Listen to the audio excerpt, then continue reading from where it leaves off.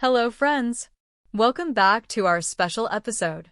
Today, we're delving even deeper into a topic that often goes unnoticed in classrooms and study spaces: OCD, or Obsessive, Compulsive Disorder, within the world of education. Grab a cup of coffee or tea, get comfortable, and let's explore together how obsessions and compulsions can shape our learning journey, growth, and development, going beyond the surface to understand real struggles, brain processes, and practical strategies that truly work. In today's hyper-competitive academic environment, students face unprecedented pressure, continuous assessments, high-stakes exams, and a culture that equates self-worth with grades.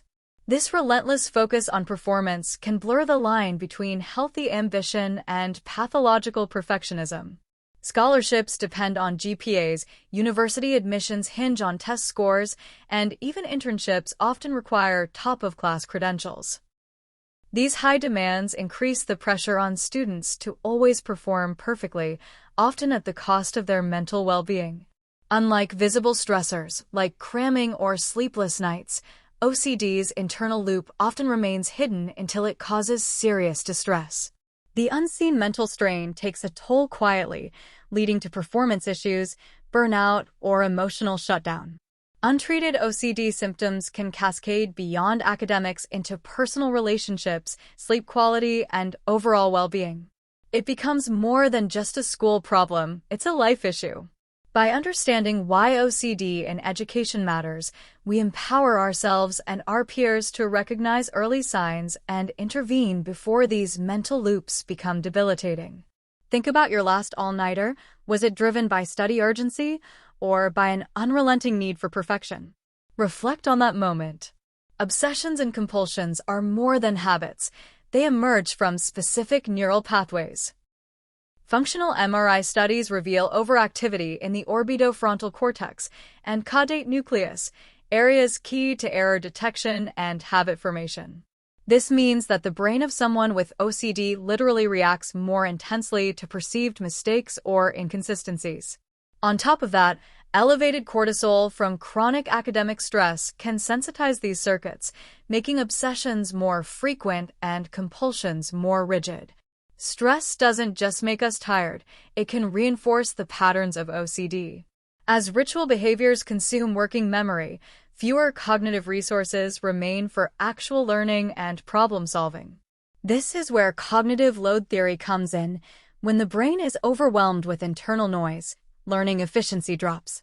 Students with subclinical OCD symptoms have been shown to spend up to 40% of study time on checking behaviors, time that could otherwise reinforce understanding and retention.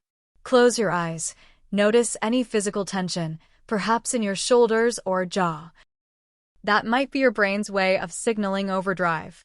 Let's unwrap how these symptoms manifest in everyday study routines.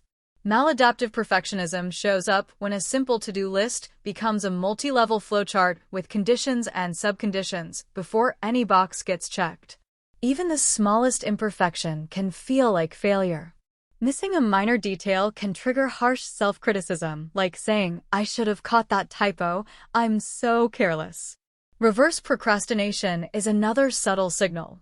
Decision paralysis means choosing a research topic or essay angle takes days, stalling actual writing. Meanwhile, worrying about starting uses up as much energy as doing the work itself, causing mental fatigue before the task even begins. Then, there are elaborate learning rituals.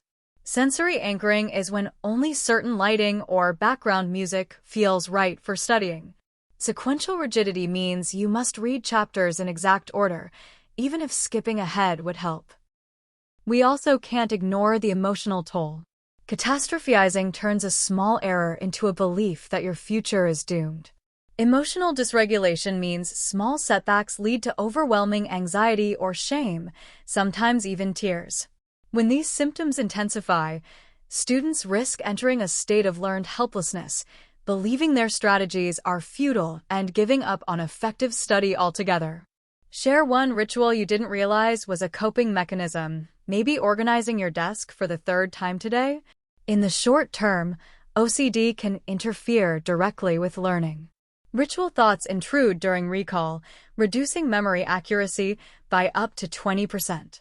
Physical strain from repetitive postures or motions can cause pain and discomfort.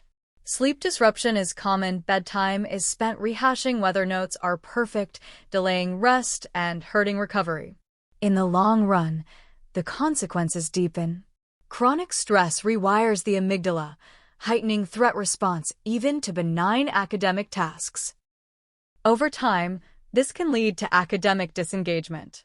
In the professional world, tasks with tight deadlines can trigger past OCD patterns, risking burnout or job loss.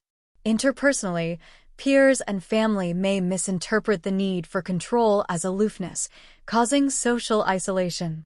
After your most recent exam, did you feel proud or relieved, or neither? Reflect on why.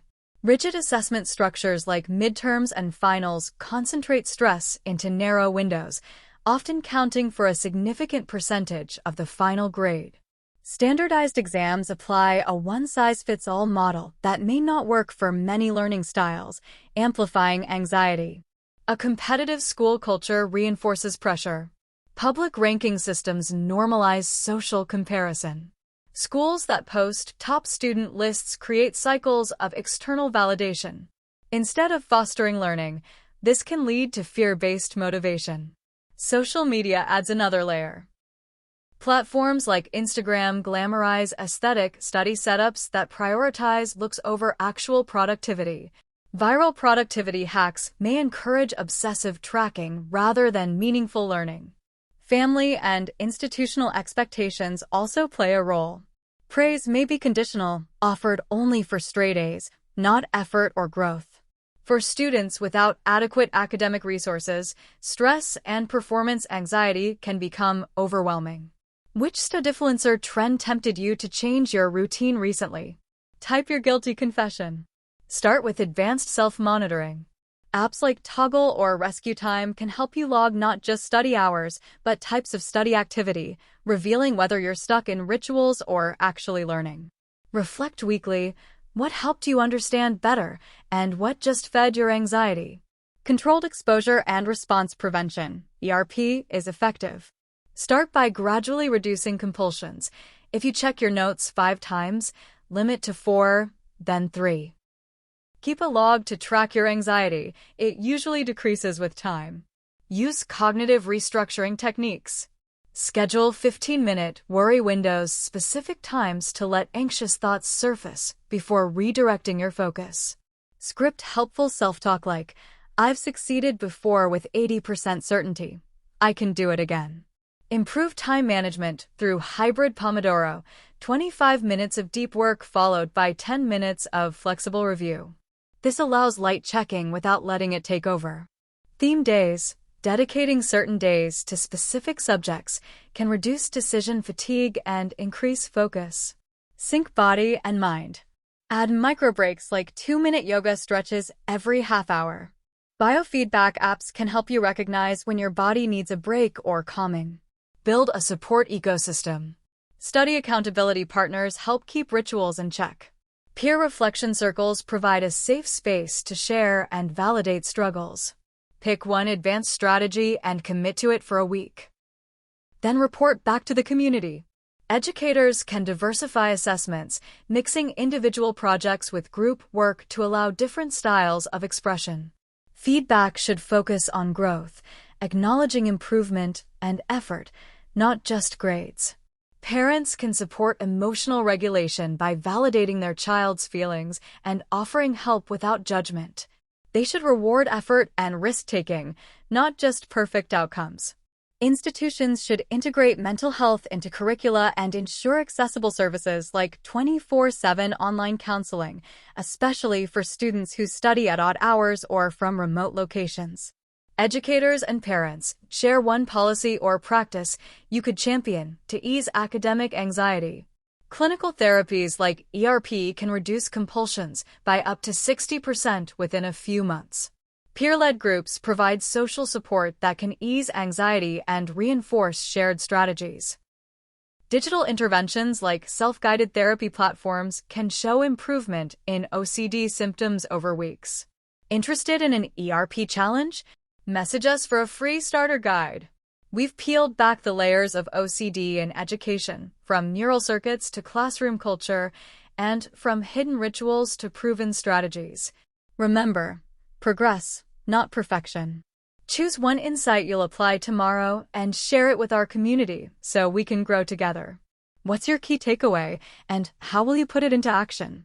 Drop your plan in the chat. Disclaimer: this content is provided based on current research and observations.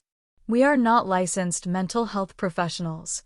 If OCD symptoms significantly disrupt your daily life, please consult a licensed psychologist, psychiatrist, or trained counselor. Thank you for tuning in. Until next time, stay curious, stay compassionate, and keep learning.